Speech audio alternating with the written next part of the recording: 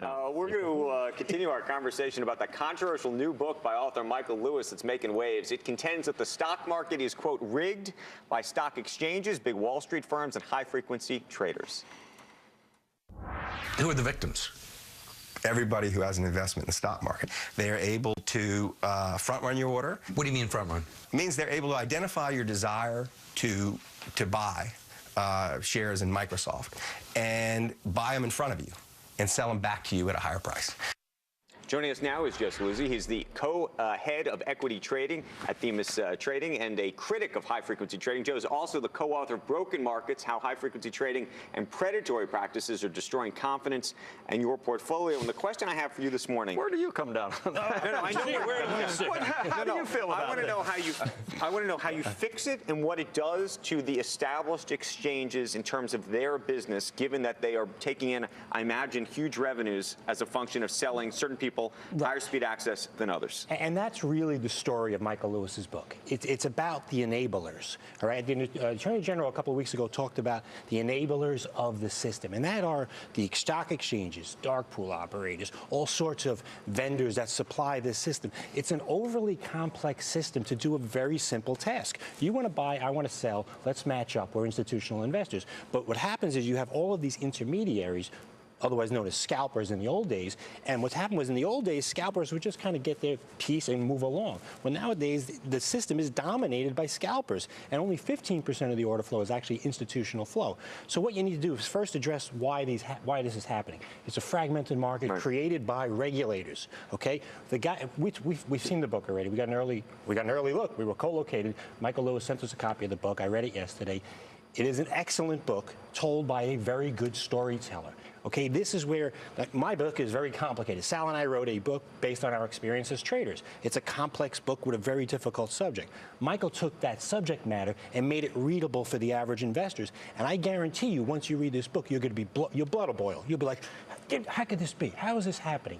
And there comes your question: how do you fix it? Yeah, the exchanges aren't just allowing it. They're not just people. They're not just the ones doing it. They're participating from it. Absolutely. There are 13 stock exchanges in the United States of America. Why do we need 13 stock exchanges? Because they're creating this. What kind of revenue we're talking about? What percentage of the New York Stock Exchange's revenue or Nasdaq's revenue comes from the high speed stuff? 7% of the. Well, look at it this way: cash equity trading from Nasdaq is around 7 to 8%.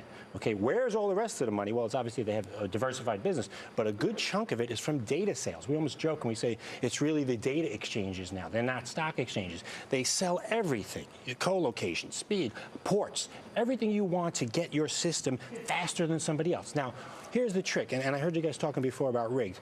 You don't want to ban it, and rigged is a very, it's a word that everyone's capturing this morning. That's not the story here. Okay, the story is, like we said before, how do you fix the system? It's very simple, and the regulators aren't doing their job here. The regulators are actually enabling this to happen. We don't want to ban HFT. I don't even know what HFT is. Anyone define HFT? I was on a CFT subcommittee where we were supposed to define HFT. And but when you say the regulators aren't doing their job, they allow this to happen. The SEC has approved these co-locations and all of this types of behavior. Well, absolutely, because, and here's what the HFT proponents will always say: this is available to everyone, and that too, of course, tight spreads and more. It's available to anybody. You can set up your own buy $10 million switch, and you can do. Well, who realistically wants to do this? So the SEC, maybe they just decided not to look at it, but absolutely have approved this and is complicit in this situation, as well as the exchanges, as well as this entire system. So again, the story of Michael Lewis's book is a story about a complex system that has built-in arbitrages, built-in trapdoors, built-in. But you still haven't told me the fix. All right, here's a couple of quick fixes. Very, very quick. First of all, what Brad and Ronan are doing at IEX is a tremendous, tremendous service to the market. IEX is the exchange that's featured in this book and that was featured on They're actually not a stock exchange. They're currently in what they call alternative trading system, which is very transparent, by the way. Most of these ATSs have to they don't even file. They have to file, but they don't show it. And Einhorn's involved, and Goldman Sachs is now. That's right, and it's only owned by buy side. No brokers are allowed to own IEX, as opposed to exchanges where there's so many brokers and there's so much.